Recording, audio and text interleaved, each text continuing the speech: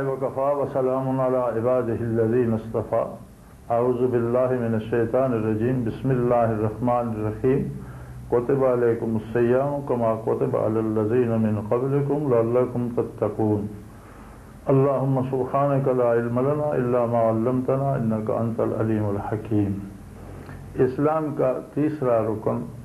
روزہ ہے، اور اللہ جل شانہ کا ارشاد ہے کہ تم پر روزے اسی طرح فرض کیے گئے جس طرح تم سے پہلی امتوں پر تھے، اس لیے کہ تم تقوی حاصل کر سکو۔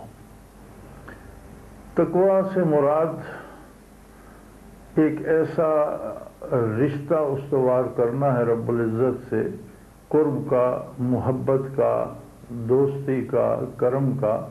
کہ جسے توڑنے سے ڈر لگے، اس کی نافرمانی کرتے ہوئے یہ خوف آ جائے کہ اس سے دوستی میں یا میرے رشتے الفت میں فرق آ جائے گا۔ تو روزہ انسان کو تشبہ بالملائکہ یعنی فرشتوں سے مشابہت پیدا کرنے کی توفیق عطا کرتا ہے۔ اسلام نے معاشی زندگی میں بھی اور انسانی زندگی میں کچھ چیزوں کے حصول اور ان کے حصول کے طریقوں سے روکا ہے، اور کچھ دوسروں کو جائز قرار دیا ہے۔ جن طریقوں کو جائز قرار دیا ہے وہ ایسے ہیں کہ فائدہ اٹھانے والا ان سے فائدہ اٹھاتا ہے لیکن دوسری نسل انسانی کو نقصان نہیں ہوتا، اور جن جن طریقوں سے اللہ کریم نے روکا ہے وہ ایسے ہیں کہ ایک آدمی فائدہ اٹھا سکتا ہے اور دوسروں کو اس میں تکلیف پہنچتی ہے یا نقصان ہوتا ہے۔ جس کا اجازت جس کام کی دی ہے اسے حلال کہتے ہیں، اور جس سے روکا گیا ہے اسے حرام کہتے ہیں۔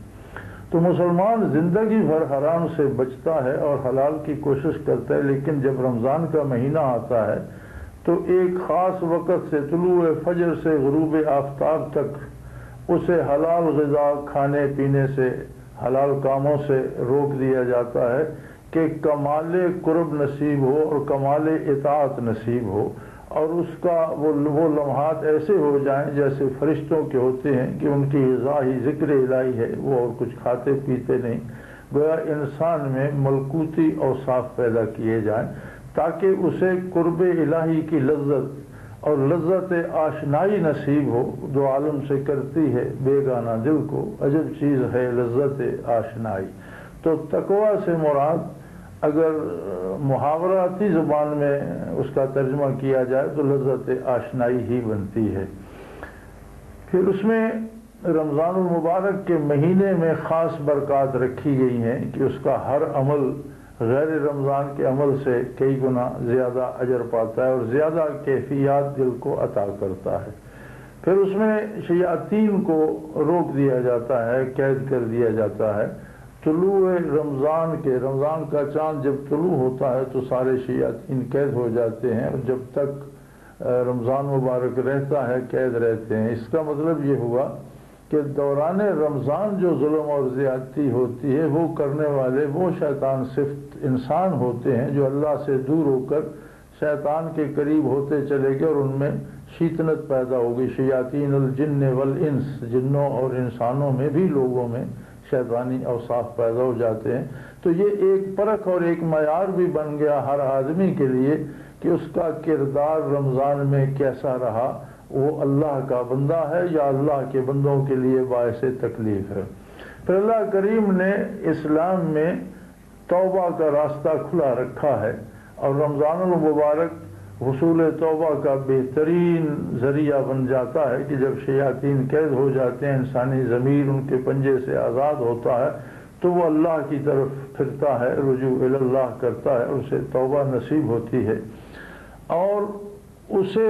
دوسروں کے دکھ کا احساس بھی نصیب ہوتا ہے۔ اسے پتہ چلتا ہے کہ بھوک اور افلاس کیا چیز ہے، کسی بھوکے یا پیاسے کی مدد کرنا کتنا کرم کی بات ہے، کتنی اہم بات ہے۔ پھر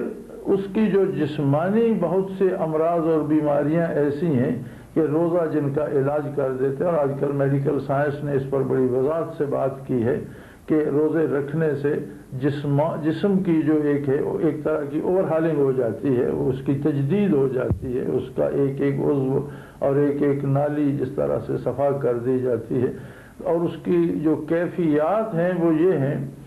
کہ نبی علیہ الصلوۃ والسلام نے فرمایا کہ بارگاہ الوہیت سے رمضان المبارک کی راتوں میں اعلان کیا جاتا ہے کہ ہے کوئی مانگنے والا کہ اس کی جھولی بھر دی جائے، اسے عطا کیا جائے،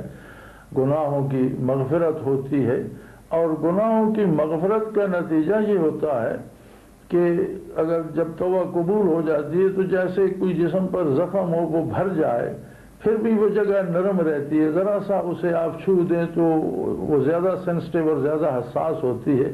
اسی طرح جب توبہ قبول فرما لیتا ہے اللہ کریم تو پھر گناہ کرتے ہوئے ڈر لگتا ہے، درد ہوتا ہے،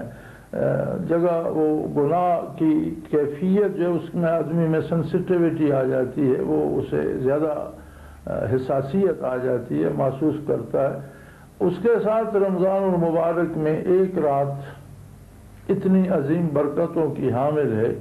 کہ وہی وہ رات ہے جس میں قرآن حکیم نازل ہوا تھا، یعنی قرآن حکیم کا نزول بھی اتنا بڑا کرم ہے اللہ کا کہ اس نے بندوں کو اپنے خطاب سے سرفراز فرمایا اور اس کا ذاتی کلام علم الہی سے منتقل ہو کر آسمان اول پر یا لوح محفوظ میں آیا،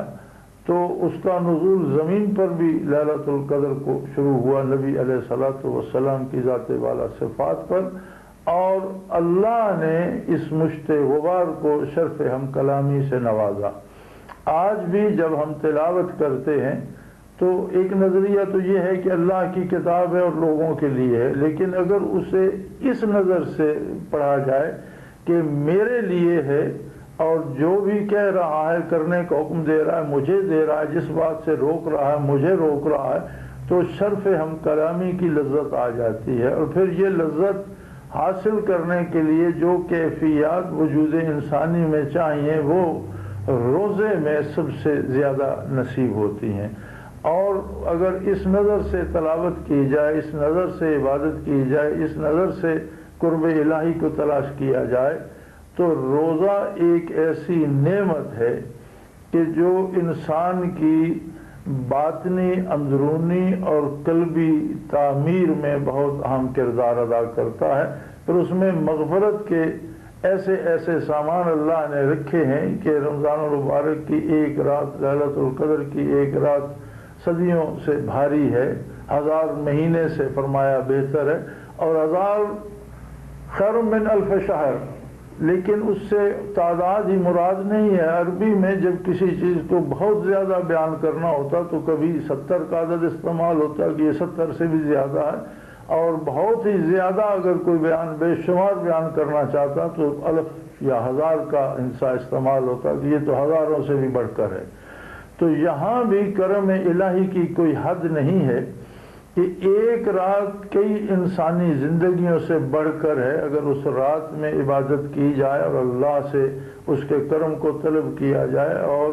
تعمیر اور اللہ سے محبت، الفت، رحمت اور شفقت مانگی جائے تو گویا زندگی بھر انسان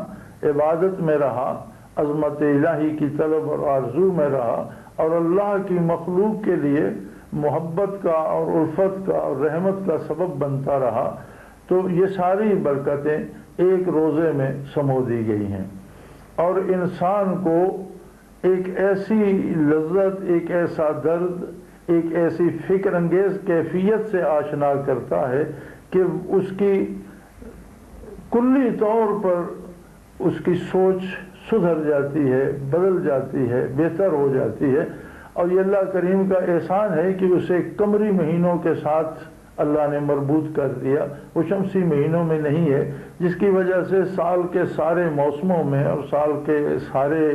حالات میں روزہ روٹیٹ کرتا رہتا ہے۔ وہ مئی اور جون میں بھی آتا ہے، وہ دسمبر کی سرد دنوں میں بھی آتا ہے، چونکہ قمری مہینہ جو ہے وہ سارے سال میں گردش کرتا ہے، تو ہر موسم میں اور ہر حال میں ہر سال بدل بدل کر آتا ہے، اور بندہ مومن اس کی لذتوں سے آشنا ہوتا رہتا ہے۔ وآخر دعوانا ان الحمد للہ رب العالمین۔